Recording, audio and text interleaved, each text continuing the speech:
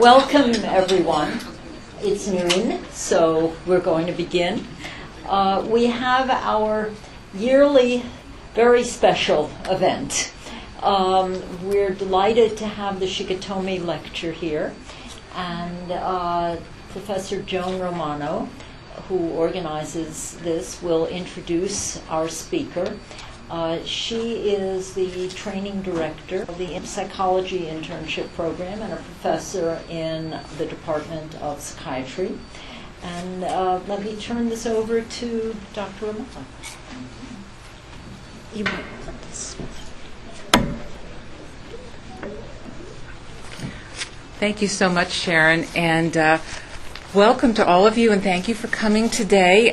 We are very pleased and honored to have a very distinguished speaker presenting the Shikatomi Memorial Lecture for 2012. Dr. Margarita Alegria, the director of the Center for Multicultural Mental Health Research and professor of psychology in the Department of Psychiatry at the Harvard Medical School. And hope to inspire people that I think this is a really worthy area, because I think it really strikes at the balance of social justice.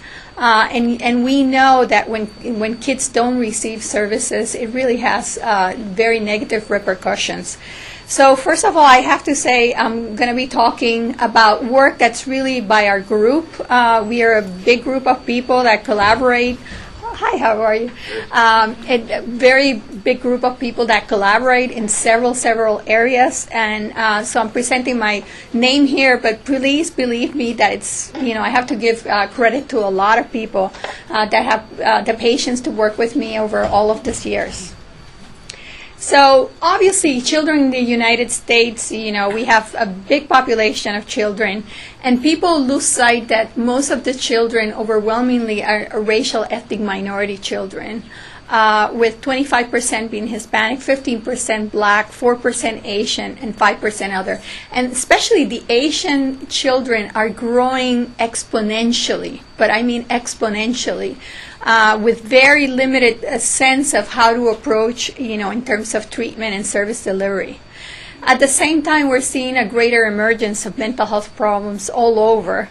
And it has to do with development, also issues about physical health. I don't know if people saw the horrible column about obesity, that the problems of obesity in children leading to early diabetes and even more problematic diabetes than even their parents, It's quite problematic. And this, as you know, all of these physical complications are also going to be tied to mental health complications. So we think about we're going to have an earlier cohort that has all of these problems, at earlier times, and then, for which we don't really have good service delivery.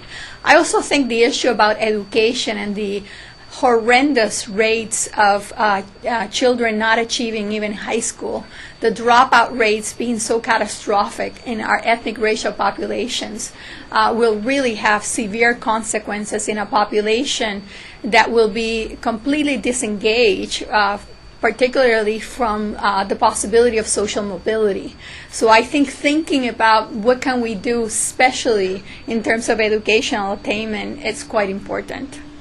I think, I don't know if people have seen, but if not, I want to try to get you to all look at the 2009 IOM report on adolescent health services, because it's really, really important in the sense of bringing forth how we need to attack some of these problems earlier rather than later.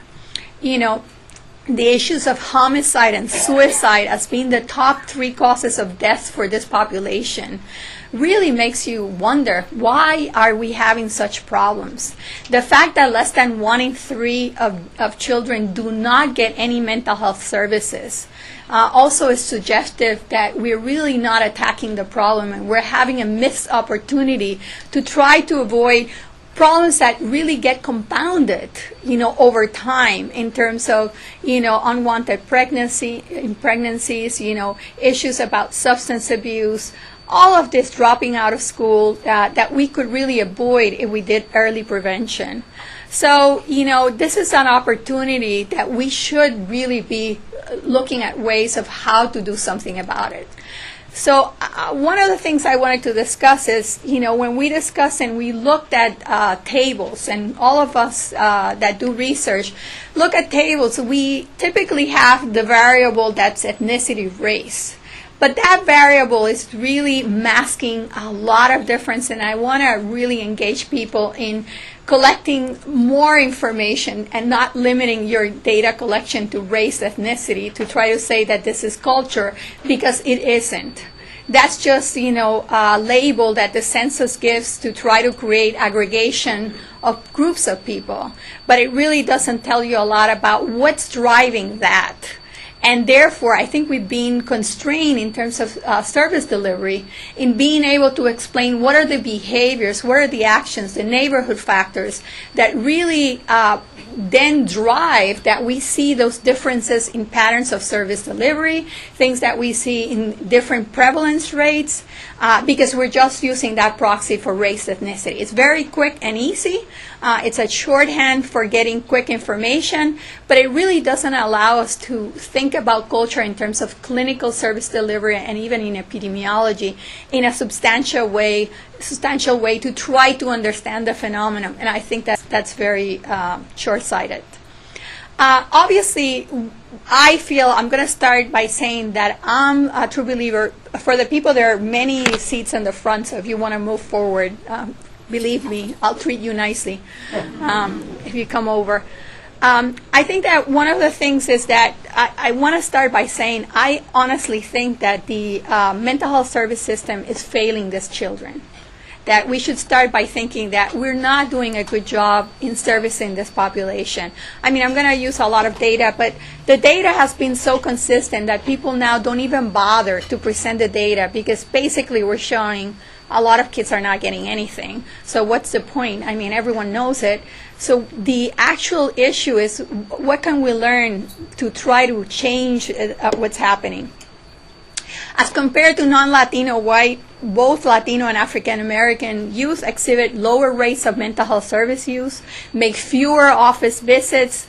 Even in our system, I was telling yesterday, even in a study that we did in our own system of care, seeing the same providers, with the same service system, everything the same, we still found Haitian youth to have lower service delivery, lower number of visits, and lower quality of care compared to African Americans that were next in line, and finally compared to the whites that were having substantially higher rates of visits, greater quality of care, and better outcomes. So even in the same system, it makes you wonder what's going on.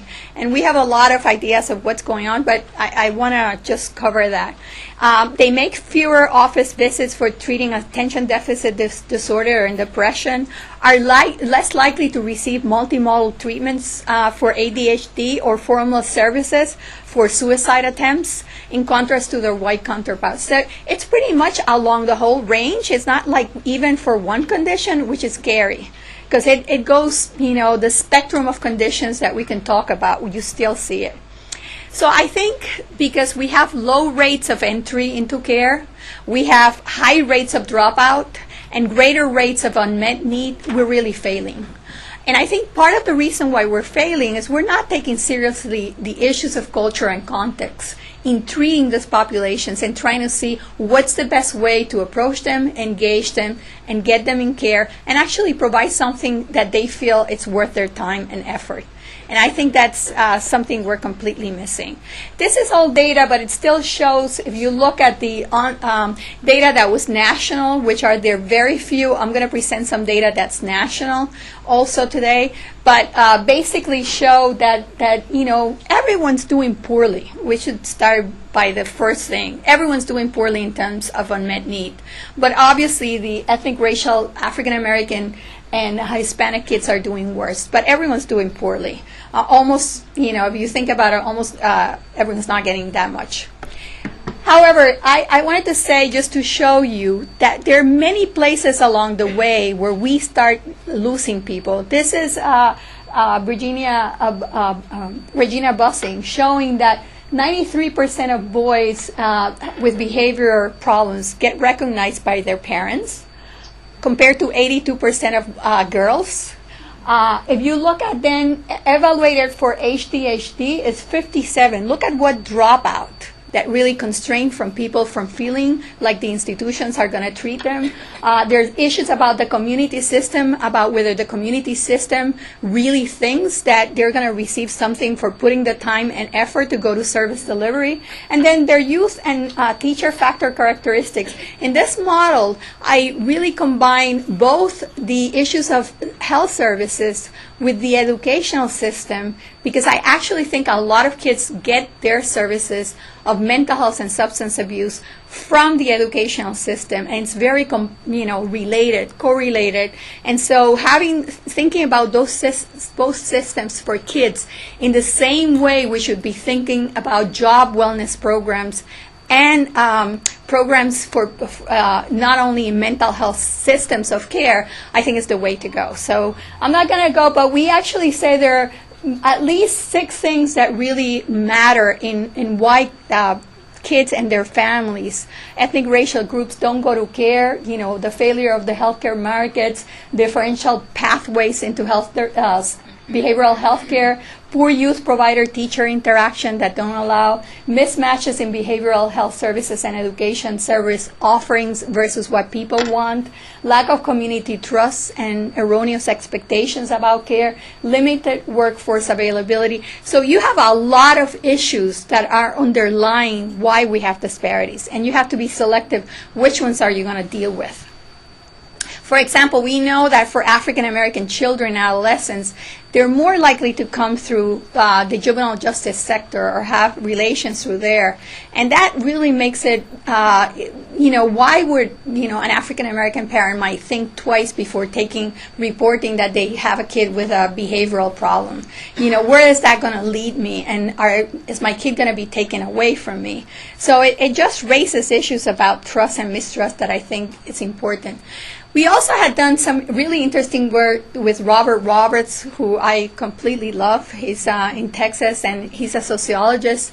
And he was one of the few people that was doing work on ethnic racial minorities.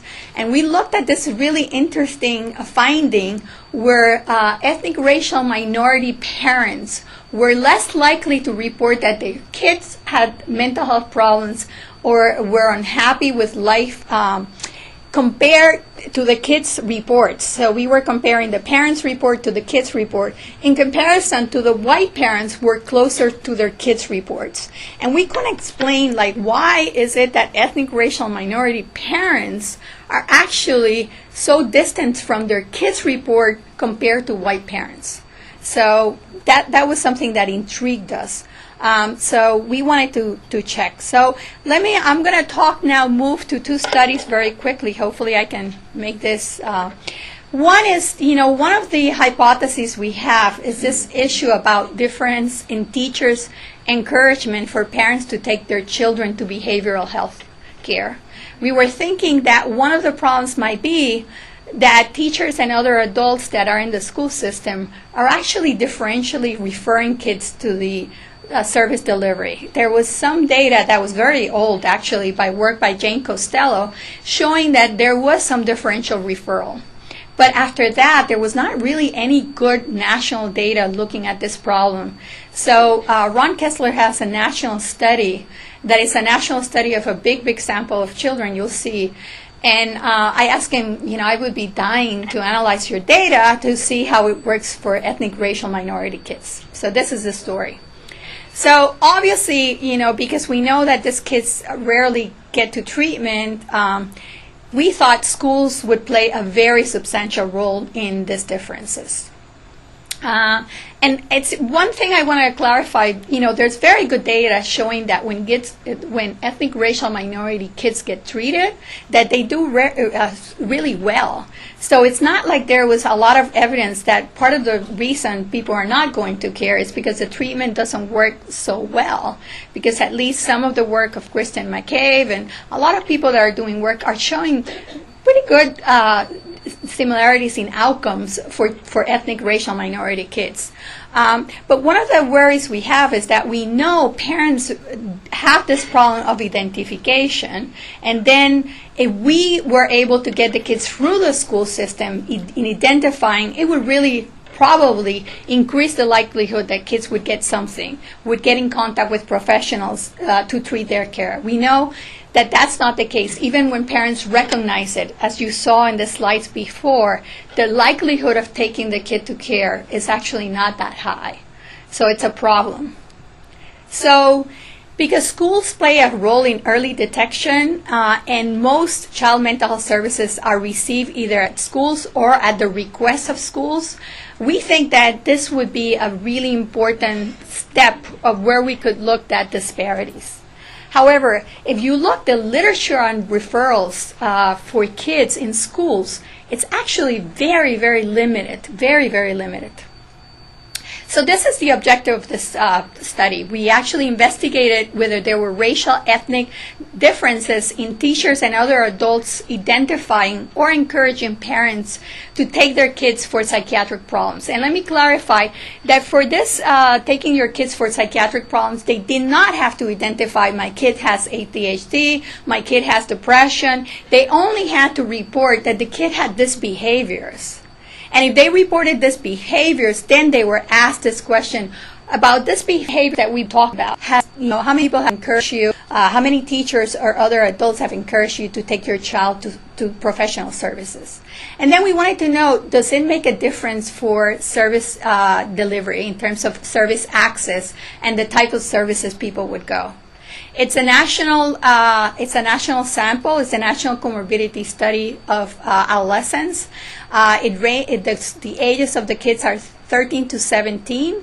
It's mostly a school sample, although it includes 904 children from the community that were not in schools.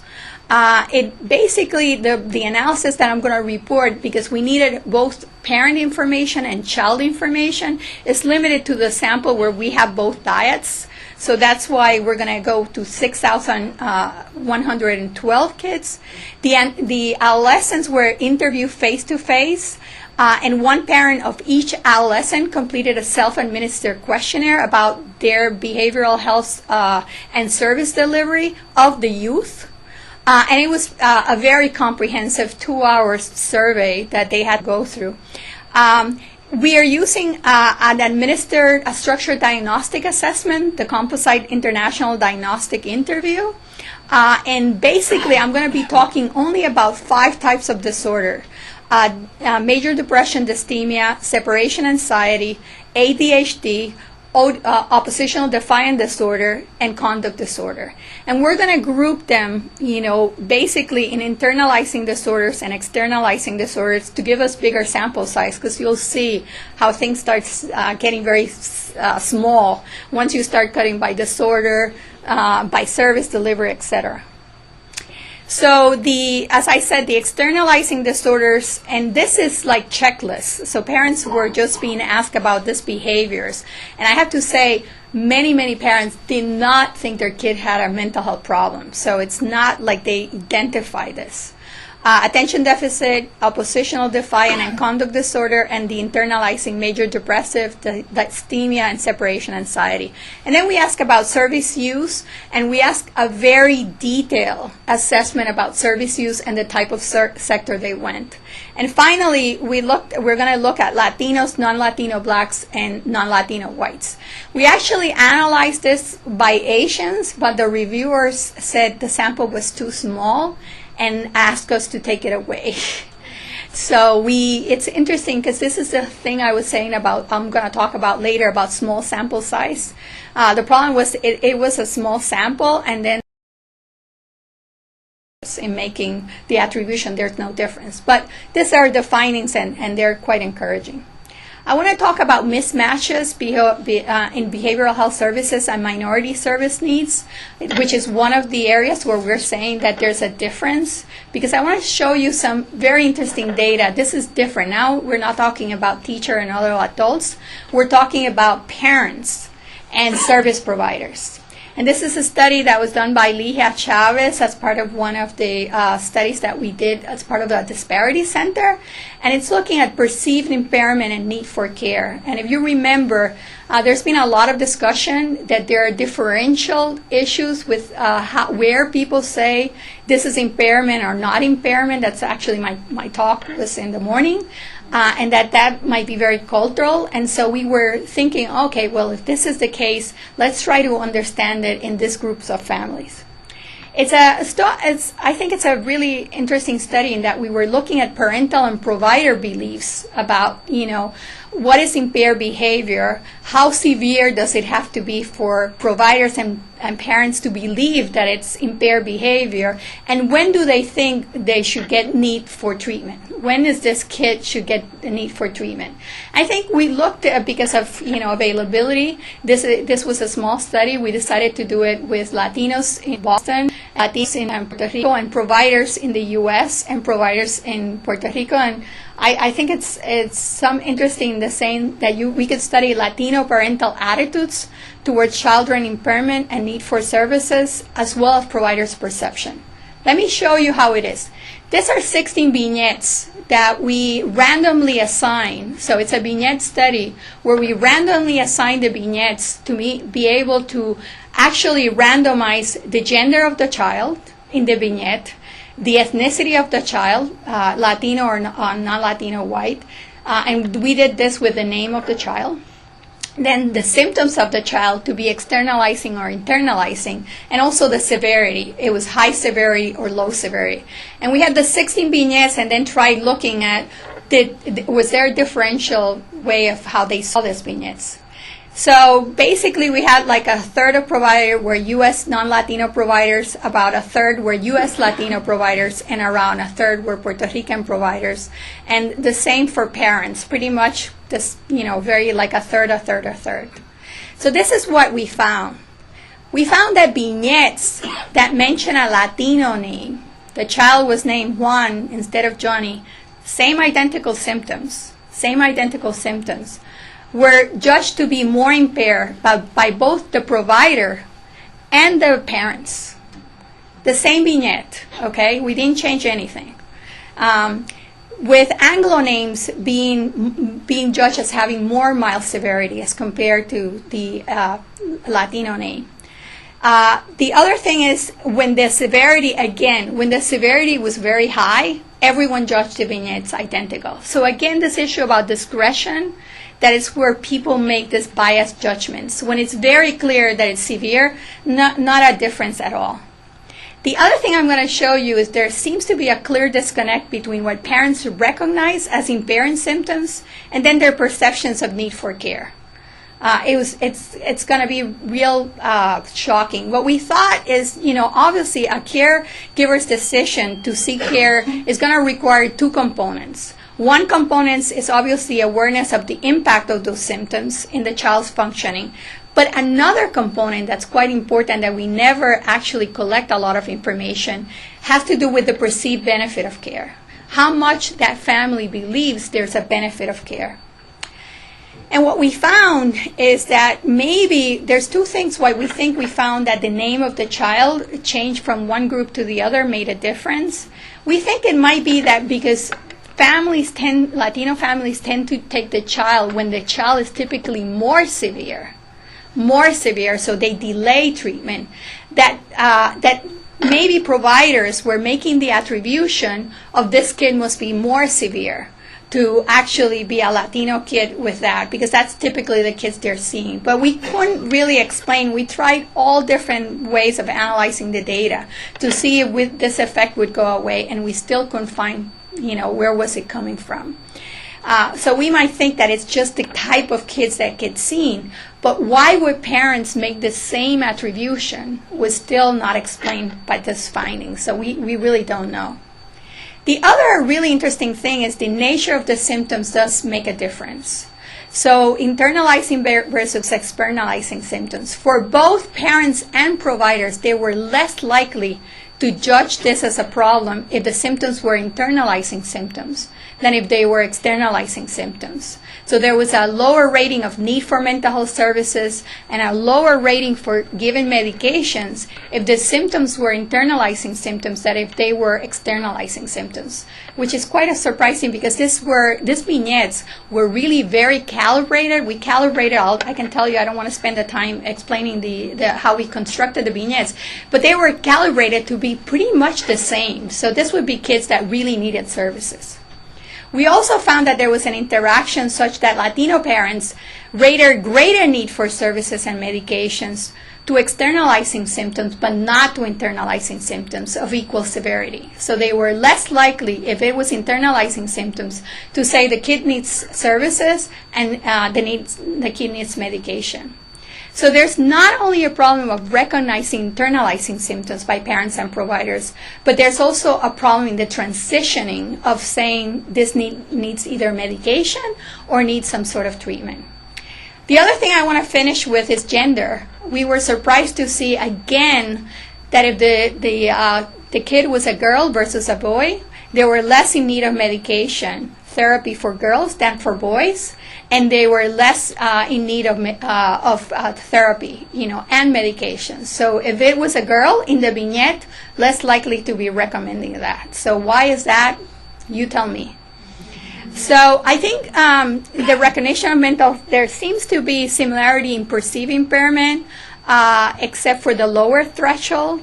And obviously Latinos with more severe conditions were just as less in need of services. And that might be an important key of why we get disparities or why they go to care later, because they're obviously not tying that severity with taking them to care. By assigning significantly lower need for services for these Latino children compared to Anglo children that have the same level of impairment, parents and providers might be showing a judgment that's actually biased. So I actually think that providers, as you can see here, have a tremendous impact in terms of what they can do, how they address differences in ethnic and racial groups, in terms of how their healthcare and clinical encounters. And I also think a patient's ethnicity, race, and culture is going to have a tremendous impact in what people report, how they report it, what they think is appropriate care, and how they think they should be treated. I think the fit between a family's what will work for them and what works for our system, it's actually, people talk about how we are very family oriented. Oh, really, we really are very interested in families, positions. But if you think about it, there's I think a tremendous mismatch in what families want and then what we're giving them, to the point that then there might be dropout because that's not what they want out of care. And so I think an important issue would be to think, how can we service these families and try to see, do we need to put more psychoeducation for parents to understand the impact of these symptoms in other behavior in a way that makes them think this is worth my time to take my child to care?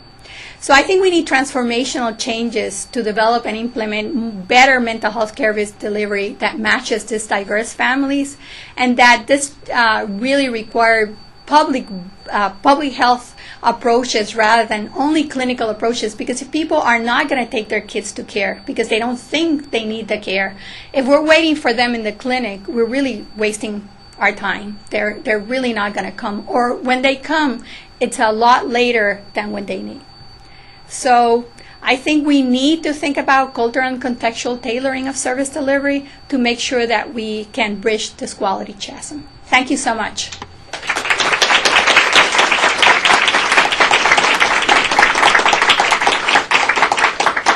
So, any questions? Yes. So I know early in the talk, you clearly made the point that ethnicity and culture are. All right, then. Early in the talk, you made the point that ethnicity is sort of artificial construct as opposed to culture, and yet A lot of my analysis. all of this is done as ethnicity with Latino, white, black, as if they're homogenous groups. So did you have a chance to break out the cultural aspects of each of these groups and see if there's some information there?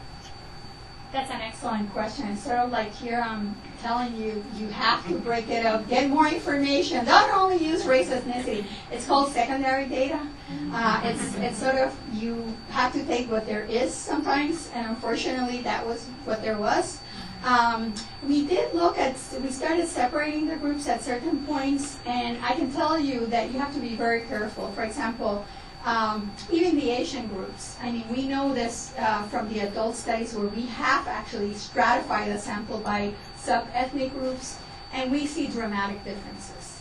And you can see this in the African American and Afro-Caribbean, same thing, dramatic differences. In the Asian groups, when you break them up, also you see, so yes, we see those differences. In this study, the sample was so small that we tried looking, but there was not enough sample size to actually even see enough. And this is a really huge problem that I'm saying. I mean, people have to demand that we get better data. The problem is this study was pretty costly, and they really didn't, we asked for, why don't we do a separate study of, Asian and Latino kids? And they told us there's not enough money, we're sorry, we're gonna collect them all in one study. It's a great study, by the way, fantastic study, and I take my hat to Ron Kessler and their group because they've done a fantastic job. But I'm missing a lot of the information that I would have wanted to have in a study like this. Yes.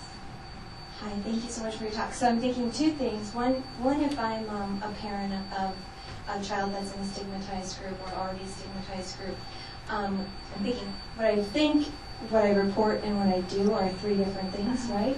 And so whether I think my child has mental health problems or not, I may be less likely to add them to another group where there's a further stigmatization, as mental health. Right. And if I'm a provider and I know that children of color do not receive equal benefit, I may be more likely to report that this child is severe because I know that they're not getting the treatment that they need, but maybe less likely to actually do follow through on that behavior, at least before I received your intervention. So your questionnaire itself probably is an intervention. And then the second thing is, thank you so much, because I've just come from a research conference at HMO Research Network meeting, where people were so unpassionate and so not engaged, and so thank you so much for being engaged and being here. It's really important. Thank you so much. Thank you. I think your point is really good. I mean, we see this happening a lot, and that's a very good hypothesis of why we see this. Whether people are less likely to want to be labeled, and actually clinicians sometimes talk about less likely to label ethnic minority kids because they're worried of the repercussions this is going to have. And some of the providers sometimes talk about the problem. So they said something like this, well, it depends if I would give this diagnosis or not. What school is the kid? How do the teachers react? Is this going to be more problematic? And we're like, this is a vignette study, so help us here and use the information as you see it. We can't, contextualize. But they're like, well, it really depends. It really depends if this is going to be more harmful or better for the kid. On the other hand, I mean, when you look at those charts, it's very problematic because you're seeing kids that probably should be getting more treatment. And they're actually being rated as having adjustment disorder to make it very non-stigmatizing. But then they don't get a lot of the other service delivery. And so you wonder, which is the worst of two evils? I don't know. I really don't know. Yes? Maybe I can pick your brain for what your top 3 cultural variables would be in medical settings that you would recommend we go for looking at, particularly in environments where we're trying to structure, quality aims of care, for example, or standards of care that we're enforcing with adults and children. What might be 3 cultural pieces we could pick up on? That's a tough one. That's like, if I knew, I wouldn't be here. But it would be, creating my whole portfolio of surveys. I think it's very hard, but I'll tell you, I think language is very important. I think it's probably one of the, to me, very important because I think it's going to change the interaction. So having some information about language of the family would be quite important. I think that was a difficult one. I think the other, this is going to sound very strange, but one of the things I really would like to see more is information about what I call social position of the family. how do they feel about their social position in the U.S.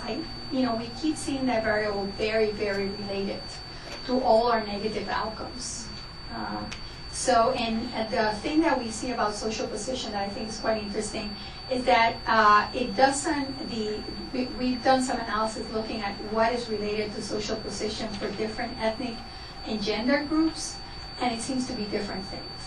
So it's not like the same thing. So it might be a very good proxy for how people feel in that environment. So I think that that's another one that I really, really like. And I guess sometimes time in the U.S. for immigrant families, because it tells you a little bit about how much socialization they have. If you keep asking me, I would tell you, some neighborhood factors I think are important. Some information about neighborhood factor, and obviously, how much support they have in this environment. So that would be a few of the ones that I would ask. Questions? Yes. I don't know if this is going to work. Could you come? Thank you very much. Very, very enlightening. I'm speaking actually a little bit more from personal experience too. My basic question is there any alternative treatment other than the treatment that you've been referring to? The reason I ask is because my family, my brother actually has a child who's been identified with ADHD, and the parents actually accepted that diagnosis, but they just don't like the treatment that the child's going to face. So the parents are working very hard to do their own, and success limited, but some progress. Actually, some people are, yes. I mean, there are people that are trying alternative treatments, and some people are trying acupuncture for ADHD. There's a woman actually in Cambridge Health Alliance that's doing some trials. And there are other people that are using sort of mindfulness as a way to try to treat ADHD without medication, with some success too. So I think they should look at other alternatives. I mean, I am a big believer that people should try to do something that's in line with what they truly believe is important. On the other hand, I think sometimes the way we don't spend enough time as clinicians explaining to people what are their real, true alternatives. And also, some of these treatments, even if they work, they might not work, for all the time. You might have to change treatments no matter what. So I do think it's important to tell the limitations and then see what aligns best with this family. That's what I was trying to say at the end. That I think we don't do a very good alignment. You can't believe how many African American families do not want to give kids, ADHD medication because they feel they've seen in their communities that people that have any types of drugs become addicted to them, and all the implications and negatives. So there is a rationale for why people don't want to use this. So I think looking at alternatives like acupuncture and mindfulness would be two that I would recommend. Emotional regulation, exactly. I mean, some people, and I think there's more to that. I think people are starting to become quite impatient with what we're offering. And I think that's why we have such a, if you think about psychics, I mean, those are a lot of the people we lost. And they think psychics can do a pretty good job compared to what we offer them. And that's a growing industry, billions of dollars. I mean, if we were doing so great, why would people have to go to psychics? So, I mean, I think there are, no, honestly, I think there are other alternatives people are seeking because they don't think that what we're giving them in 40, 45 minutes, 50, where they're very lucky, once a week is going to do that much of a difference. So I think that's an important aspect. How about this side here? I haven't heard a question from this side here. Come on, don't be shy.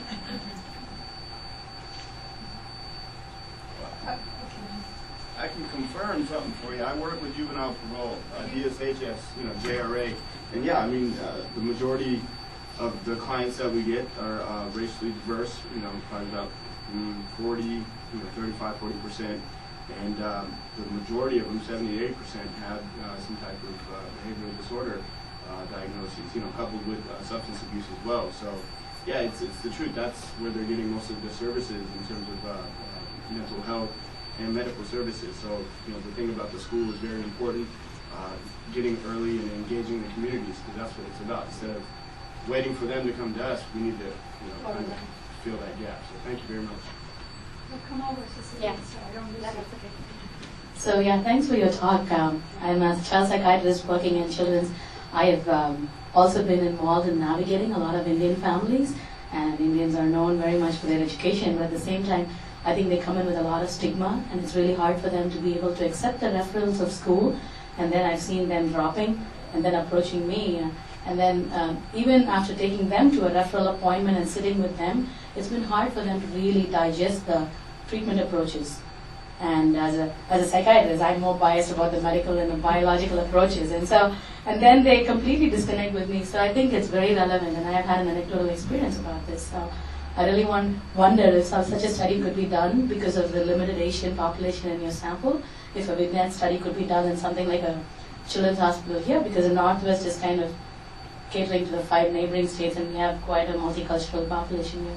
So actually, you can do it. We actually put together a whole issue on health services research. I think it's coming this month, or if not, the previous month. And it's all on health disparities. And it's really worth, because we have the paper there describing how we did the vignettes, so people could replicate it very easily, because there's a lot of vignette studies, but then there's not a lot that explain how they went about doing it. And this one really goes, what we did is just explaining how there's also really interesting stuff we show, in doing disparities. I didn't spend a lot of time on it, but measuring disparities is quite controversial. If you bring 5 statisticians, you get 5 different opinions of how you should do it, and they're all dissatisfied with each other. And so we actually brought them to the same room and had a big discussion about how to assess disparities.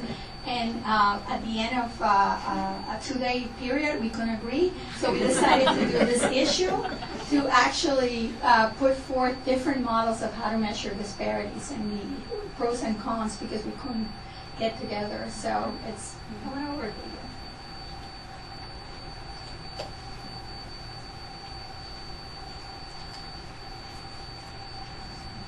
I'm an internist, maybe I have a different perspective on this, but it seems to me that if all the kids in need actually got to specialty care, you'd overwhelm the system.